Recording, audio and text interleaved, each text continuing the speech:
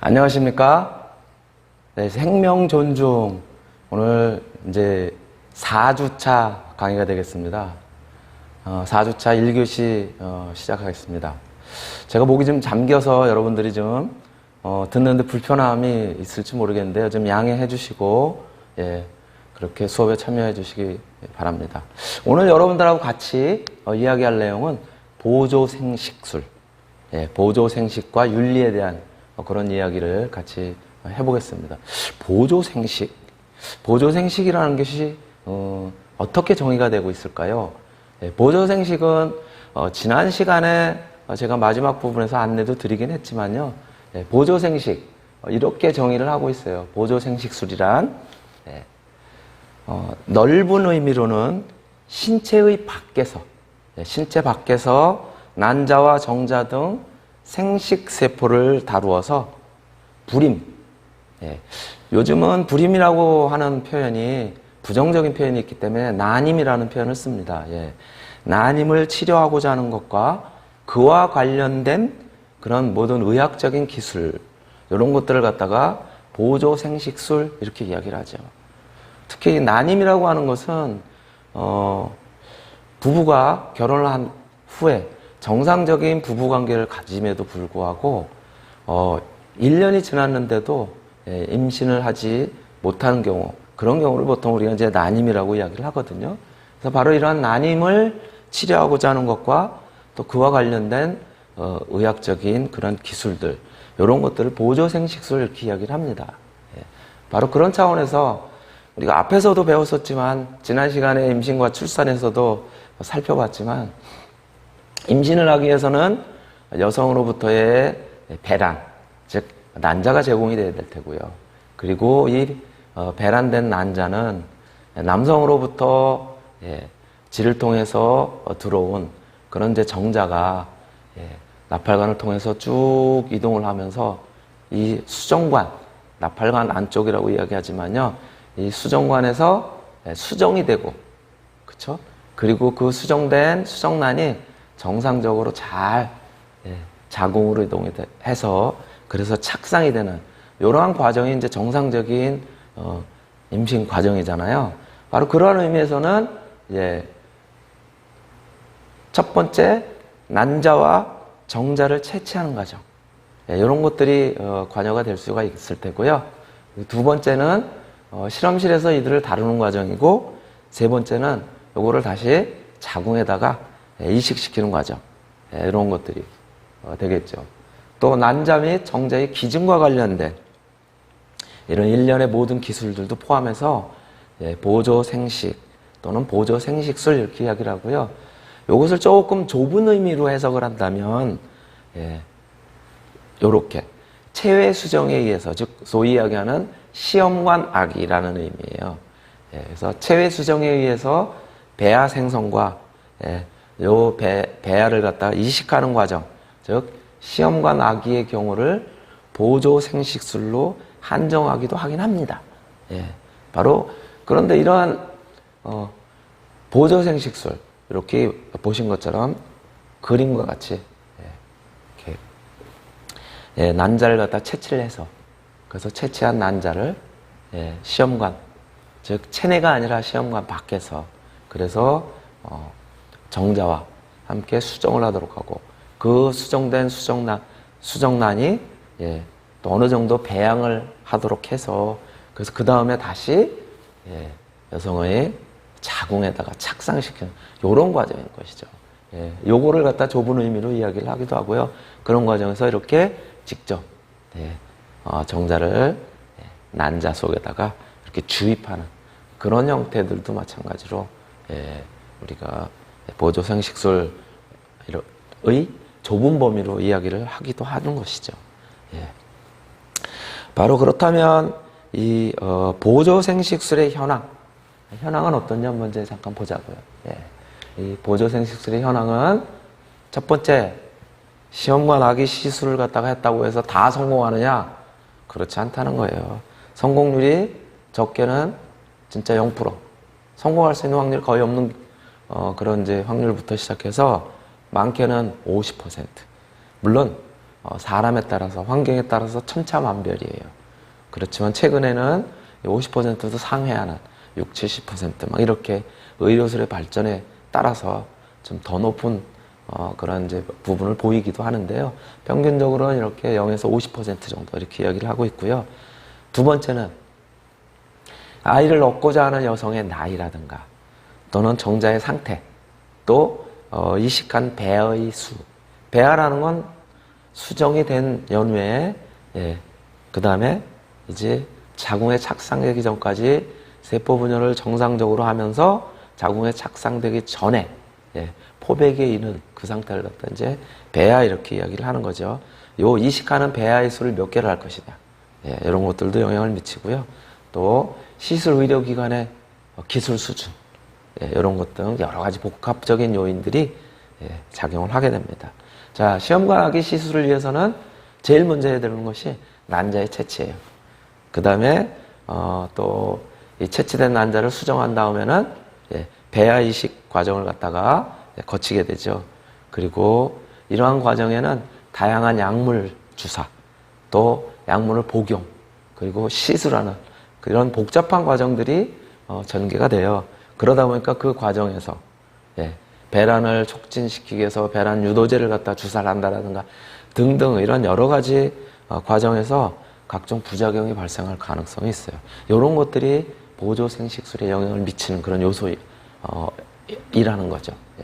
그 네 번째가 난자 또는 정자의 기증, 그리고 요즘은 이제 불법적이긴 하지만 그런 매매 이런 것들도 있고요. 또 대리모, 이러한 심각한 윤리적인 문제, 이러한 부정적인 측면도 보조 생식술에는 마찬가지로 포함이 되어 있을 수 있다. 예를 들자면 이런 사례도 있었어요. 태국의 대리모가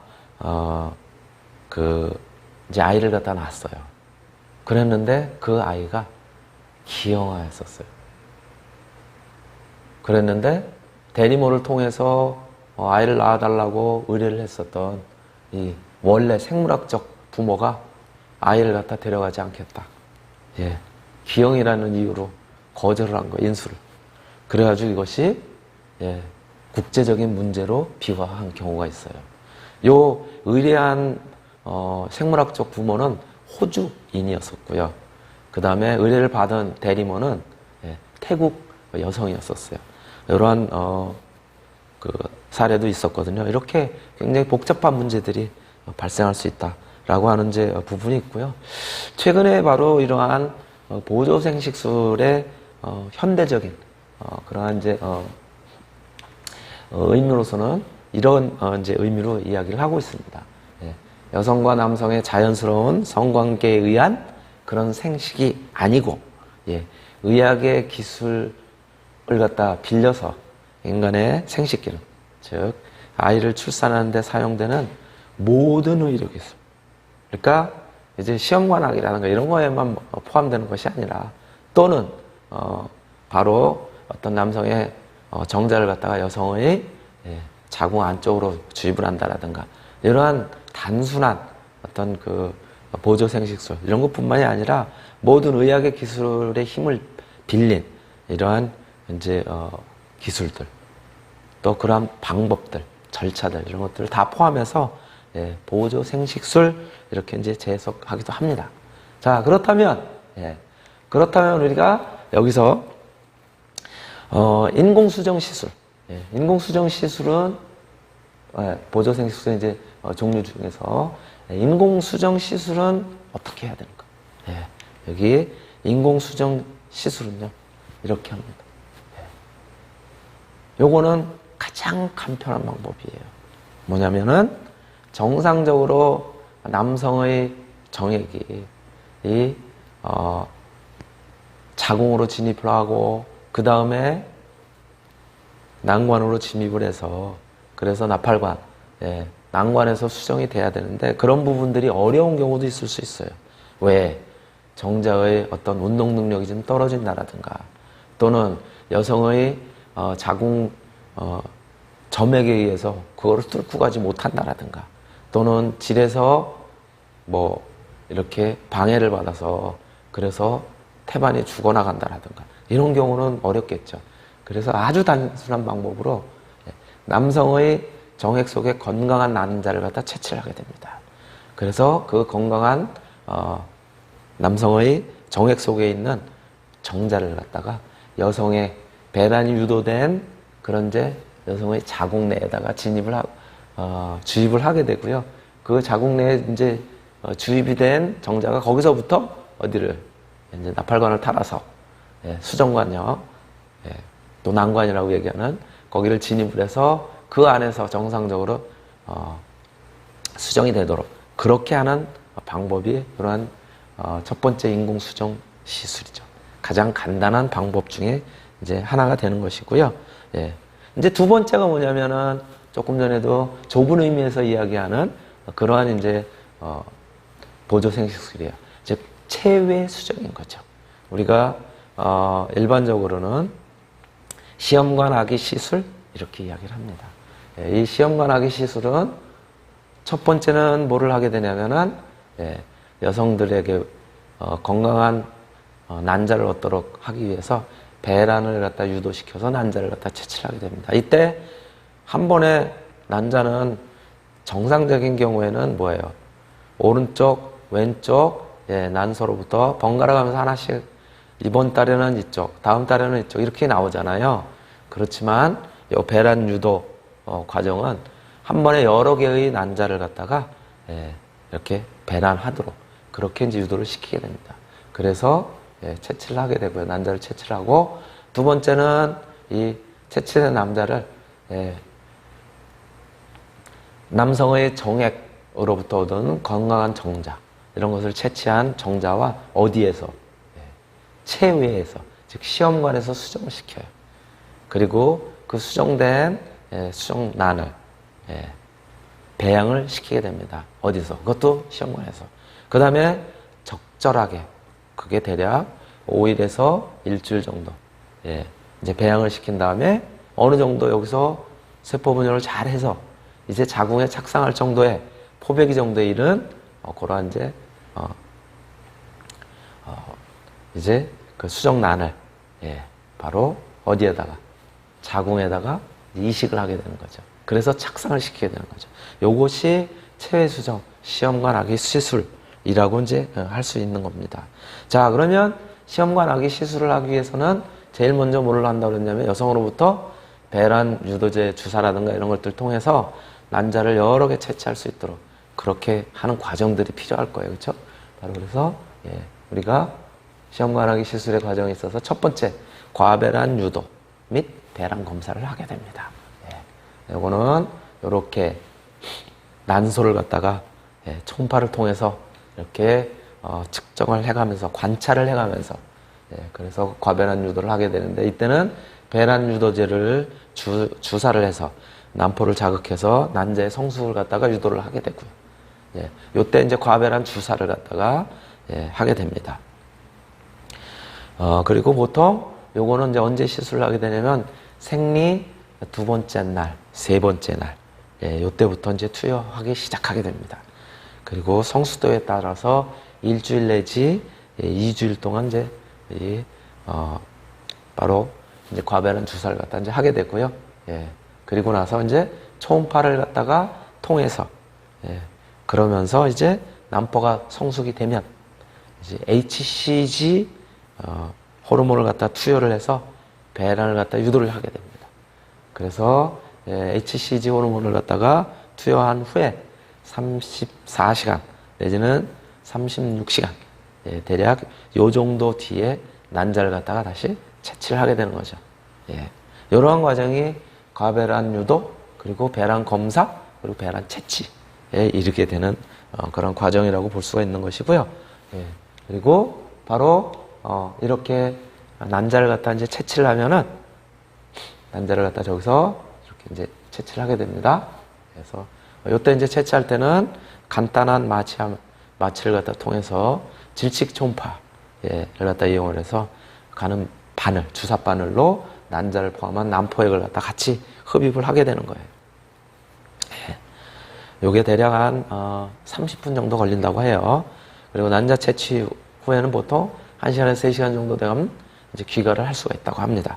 그런데 요날 동시에 또 뭐를 같이 하게 되냐면 난자 채취하는 날 여성으로부터는 난자를 채취하지만 같은 날 남성으로부터도 정액을 갖다 채취를 하게 됩니다.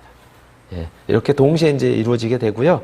이렇게 채취를 한 건강한 난자와 그리고 남성으로부터 채취를 한 건강한 전자, 예, 이것을 갖다가 바로 예, 세 번째는 시험관 내에서 수정을 하고 배아를 배양하게 되는 것이죠.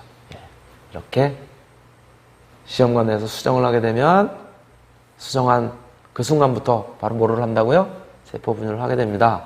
그래서 첫 번째 날 저렇게 세포 분열이 시작이 되고요. 보통 이틀, 하루에서 이틀 반 정도 되면 세포가 둘로 갈라지고요. 그 다음에 이틀에서 3일 정도가 지나게 되면 4세포기, 4개의 세포로 이렇게 증식이 되게 되는 거죠. 그리고 3일 정도 되면 8세포기, 그리고 5일 정도가 되면 이제 포백이 아까 말씀드렸죠. 예, 난자가 아니라 자궁에, 예, 자궁에 잘 이 수정란이 착상이 되기 위한 준비를 갖다 이제 하게 되는 것이에요. 그래서 채취된 난자는 보통 그래서 4시간에서 6시간 배양한 후에 선별된 정자와 함께 체외에서 수정을 시키게 됩니다.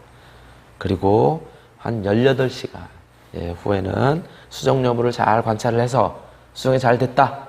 그러면은 수정된 배아를 아까 얘기한 것처럼 2일째 2개에서 4세포기를 거쳐서 3일째 4세포기에서 8세포기를 거치고 그리고 대략 한 3일에서 5일 정도 이렇게 배아가 형성될 때까지 어디에서? 인큐베이터에서 잘 배양을 하게 됩니다. 그리고 난자를 채취한 날로부터 여성은 어떻게 하느냐? 프로제스트라고 하나 황체 호르몬 주사를 갖다가 근육 주사를 통해서 받게 돼요. 왜? 그렇게 해야지 이제 이 자궁에서 착상할 준비를 갖다 잘 하게 돼요. 그리고 임신이 되게 되면은 자궁에 착상을 해서 임신이 되게 되면은 한 2달 동안 이 바로 프로제스트라고 하는 그런 이제 황체 호르몬 주사를 갖다 맞아서 그래서 잘 이제 착상이 된 수정란이 잘 성장을 하도록 그렇게 이제 관리를 하게 됩니다. 이런 과정들이 이제 진행이 되는 것이고요. 바로 이러한 수정란 배아는 이제 이식을 하게 되겠죠. 이제 여성의 자궁에 이식을 하게 됩니다. 저렇게 주사를 통해서 합니다. 마찬가지로 배아 이식은 난자 채취 후에 보통 3일에서 5일 후에 실시를 하게 됩니다. 그리고 이게 3일이 할지 4일이 할지 5일이 할지 언제 이식하게 될지는 배아의 배양 상태 이런 것들을 관찰하면서 결정을 하게 되고요. 그러니까 난자 채취 2일 후에는 보통 병원에서 이제 내일 오시면 됩니다. 모레 정도 하겠습니다. 이렇게 통보를 하게 되죠. 그런데 배아 이식이라고 하는 그런 과정은 가느다란 관에 넣어서 질을 통해서 자궁 내에 이 배아를 갖다가 삽입하는 과정이고요. 여기는 통증도 없고 마취도 필요가 없어요. 3일째 배양 시에는 보통 4개 전후 배아를 정상적으로 수정이 된 배아가 4개 정도, 즉 수정란을 4개 정도를 이식을 하게 되는 거고요. 5일째 정도 이제 배양을 한 그런 경우에는 한 2개 전후, 그러니까 2-3개를 갖다가 이제 배아 이식을 하게 됩니다. 그러니까 여러분들 잘 아시죠?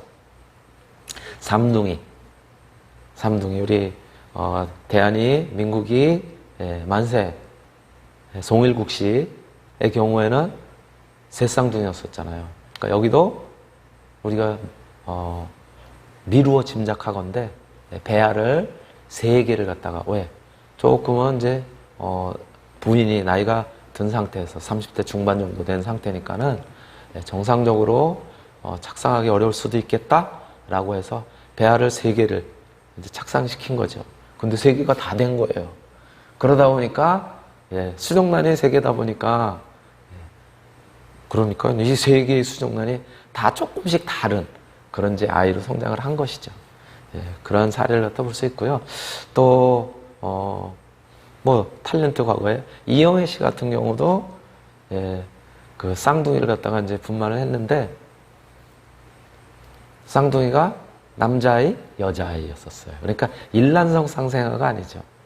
일란성 쌍생아라는 것은 아까 수정된 수정란이 세포 분열을 할 때 두 개로 분열을 할 때 완전히 떨어져 버리는 것이 일란성 쌍생아인 거예요. 그러니까 원래 세포가 같았었던 것이 두 개로 분리가 되면서 떨어졌기 때문에 이거는 거의 비슷한 그런 이제 성질을 가지게 되는 것이죠. 그런 차이가 있다라고 하는 부분을 이제 말씀을 드릴 수 있을 테고요. 바로 이렇게 수정란 배아를 갖다 이식을 하고, 그 다음에는 뭐를 하겠어요? 이제 임신 반응을 이제 검사를 하게 됩니다. 임신 반응 검사는 난자 채취 후에 12일에서 15일 후 혈액 검사를 통해서, 혈액 검사는 HCG, 호르몬의 여부 이런 것들을 통해서 임신 여부를 이제 확인을 하게 되는 거죠. 혈액 검사상 임신이 된 경우에는 정상적으로 착상이 됐다는 거죠. 그런 경우는 2일 간격으로 일주일간의 2차 혈액 검사를 하고요. 수치가 잘 올라가게 되면 일주일 후에 초음파로 태낭이 잘 형성이 돼서 이제 태반이 형성이 되고 엄마로부터 영양을 공급받아서 그래서 이렇게 이제 정상적으로 태아로 성장을 하게 되는지를 갖다 이제 관찰을 하게 되는 거죠. 그런 이제 태낭의 유무를 관찰을 하게 되고요. 이런 일련의 앞에서 이야기했던 것처럼 5개의 과정으로 이제 이루어지고요. 이렇게 물론 이것도 각 단계별로 상황이 안 좋으면 임신이 중단이 되는 그런 경우도 이제 있을 수 있어서 2, 3개월간은 정상적으로 안정된 그런 상태로 관리를 할 필요가 있다라고 하는 부분이고요. 또 배란 유도제에 대한 반응이 좋지 않아서 난소에서 난포를 성장시켜서 그리고 우리가 난자를 얻게 되는데 그러한 과정이 이제 부진하거나 그래서 조기 배란으로 인해서 난자를 채취 못하는 경우가 있기도 하고요. 또는 난자가 채취되었다고 하더라도 그 난자에 정상적으로 수정이 잘 이루어지지 않는 그런 이제 다양한 경우가 있고 그로 인해서 배아를 이식하지 못하거나 그러한 다양한 그런 이제 문제가 있을 수 있습니다. 바로 이러한 과정들을 전체적으로 잘 관찰하고 그리고 임신이 정상적으로 이루어질 수 있도록 그렇게 이제 돕게 되는 그런 과정이 임신 반응 검사인 것이죠. 자, 그럼 여기서 이렇게 난임에 대한 난임의 치료와 그리고 난임을 치료해서 정상적인 임신이 잘 이루어질 수 있도록 그렇게 도와주는 그런 과정을 잘 정리한 영상을 같이 보시겠습니다. 난임의 정의와 현황. 정확히 난임은 어떤 상태를 말하는 건가요? 피임하지 않고 정상적인 부부 생활을 하며 임신을 원하는데도 1년간 임신이 안 되는 상태를 말합니다. 정상적인 부부가 피임을 하지 않고 부부 생활을 한다면 1년 이내에 80에서 90%가 임신에 성공합니다. 요즘은 주위에 난임 부부가 많아지는 것 같은데 그 이유가 있나요? 여성이 결혼을 늦게 하고 임신을 30대 후반이나 40대로 미루는 경우가 많아지는 사회현상 때문으로 생각됩니다. 남성과 달리 여성에서는 35세 이후에는 임신할 수 있는 능력이 급격히 감소합니다. 30대 후반이 되면 여성의 난소에 남아있는 난자의 수도 줄어들고 난자의 질도 약해져 유산율도 높아집니다. 따라서 난임 치료 기술의 발전을 너무 믿지 말고 35세 이전에 아기를 낳으려는 자세가 중요합니다. 난임의 원인. 난임의 원인은 무엇인가요? 난임의 원인을 크게 나누어 보면 여성 측 원인이 50% 정도이고 남성 측 원인이 35%, 원인을 알 수 없는 난임이 10% 등입니다. 여성의 난임 원인 중 가장 흔한 두 가지는 난관 이상과 배란 장애입니다. 그 외 자궁의 이상이나 면역학적 원인 등도 임신을 방해할 수 있습니다.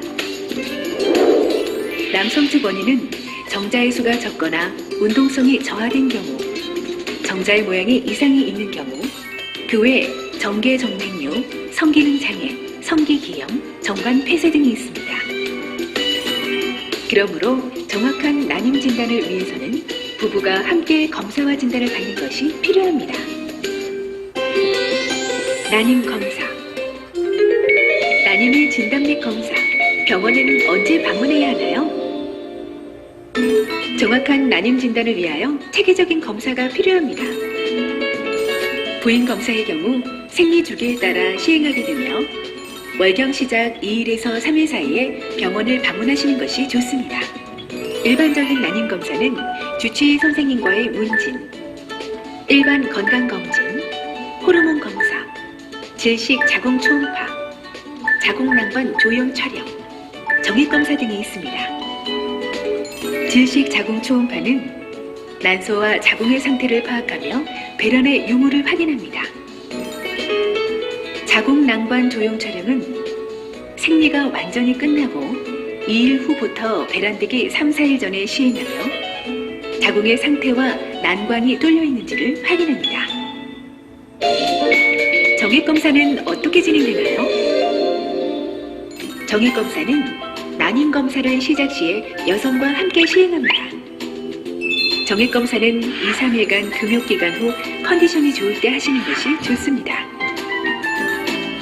검사 후 정상이 아니라는 것을 알았을 때 남성에게도 정밀검사가 필요합니다. 특수검사. 특수 난임검사는 어떤 건가요? 기본 검사 후 보다 정밀한 결과를 위해서 다음과 같은 특수검사를 시행합니다. 초음파 자궁 조용술은 자궁 안의 이상을 확인하기 위해 자궁 안에 생리식용수를 주입하면서 질초음파를 시행하는 검사입니다. 자궁 내시경 검사는 자궁 안의 혹이나 유착, 기형 같은 자궁의 이상을 직접 확인할 수 있습니다. 복강경 검사는 난관의 이상이나 골반 종양이 의심될 때 시행할 수 있으며 복강내를 직접 확인할 수 있습니다. 항정자 항체는 여성 혈액이나 남성의 정자에 항체가 존재하면 수정을 방해하여 임신율을 감소시킵니다. 고환 조직 검사는 고환의 조직을 채취하여 난임 원인을 확인합니다. 유전자 검사는 DNA 검사를 통해 기타 난임 원인을 확인합니다. 일반적인 난임 치료. 일반 난임 치료에는 어떤 것들이 있나요? 난임 치료의 첫 단계, 배란기 부부 관계. 배란 시기, 임신이 가능한 시기를 예측하여 그 시기에 부부 관계를 가짐으로써 임신을 유도하는 치료법입니다. 여성의 난임 치료는 어떤 것들이 있죠? 아내의 난임 치료. 배란장애의 경우 배란 유도제 등을 사용하여 배란을 유도하고, 난관 이상은 복강경 수술이나 시험관 아기 시술로 치료합니다. 자궁 내 용종, 정막하 근종, 자궁 기형이나 자궁 내 유착 같은 자궁의 이상은 자궁경 등을 이용하여 치료 가능합니다. 남성의 난임 치료는 어떻게 하죠? 남편의 난임 치료. 감염은 항생제 치료, 호르몬 이상은 교정, 정자 이동 통로의 폐쇄는 수술적 치료로 합니다. 원인 없이 정자 상태가 안 좋은 경우 인공수정을 시도합니다. 무정자증의 경우 고환에서 정자를 직접 취치하여 체외 수정을 할 수 있습니다. 인공수정. 인공수정이란 무엇인가요? 부인의 배란기에 맞추어 남편의 정액을 부인의 자궁 내에 넣어주어 임신을 유도하는 방법입니다. 인공수정의 시술 과정은 어떻죠? 인공수정은 자연주기와 배란을 유도하여 모두 시행할 수 있습니다. 초음파를 통해 난포 크기를 체크하고 배란일에 남편 정액을 채취한 후 운동성 좋은 정자를 골라 부인의 자궁 안으로 주입합니다. 체외수정 시험관 아기 시술. 체외수정 시험관 아기 시술이란 무엇인가요? 체외수정이란 여성의 몸 안에서 정상적으로 일어났던 수정 과정을 인체 밖에서 인위적으로 이루어지게 하여 임신을 유도하는 시술입니다.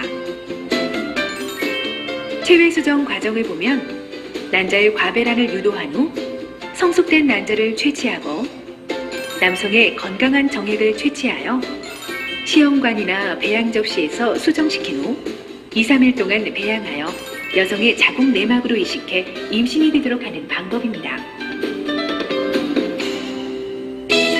시험관 아기가 필요한 경우는 어떤 경우인가요?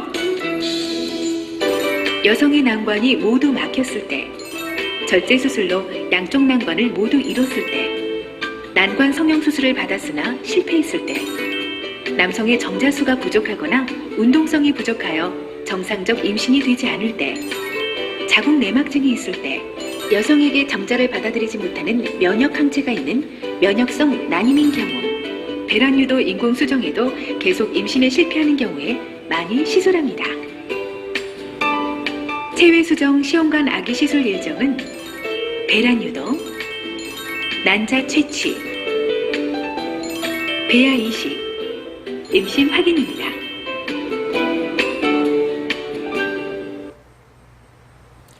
네, 영상 어떻게 보셨나요? 잘 보셨나요? 네, 바로 이렇게 인공 임신 또 보조 생식이라고 하는 방법으로 이렇게 시험관 아기와 같은 다양한 유형의 보조 생식술 살펴봤고요. 네, 그리고 이러한 과정들은 또 다른 형태로 이런 것들 있죠. 냉동배아 이식이라고 하는 측면에서 본다면은 냉동배아 이식은 여러분들이 잘 아시는 것처럼 우리 지난번 영상을 통해서 임신과 출산이라고 하는 영상을 통해서도 봤듯이 아이 하나를 냉동배아를 갖다가 이식을 해서 즉 첫 아이는 시험관 아기 시술을 통해서 얻고 그 다음에 두 번째 아이를 얻기 위해서 또 그 배아를 갖다가 냉동시키는 그런 과정을 통해서 두 번째 아이는 냉동된 배아를 다시 이식해서 그래서 이제 갖겠다라고 하는 그런 부분을 갖다 이제 확인할 수 있었는데요. 그러기 위해서 이렇게 액체 질소에다가 배아를 갖다가 냉동시켜서 그래서 필요한 시기에 다시 활용을 해서 그래서 자궁에 착상시켜 가지고 그렇게 이제 진행을 하는 그런 과정이 있을 수 있을 텐데요. 이러한 보조생식술들 여기에는 부작용들이 따르겠죠. 조금 전에 우리가 영상을 통해서 이제 보시고 또 내용을 통해서 보셨던 것처럼요.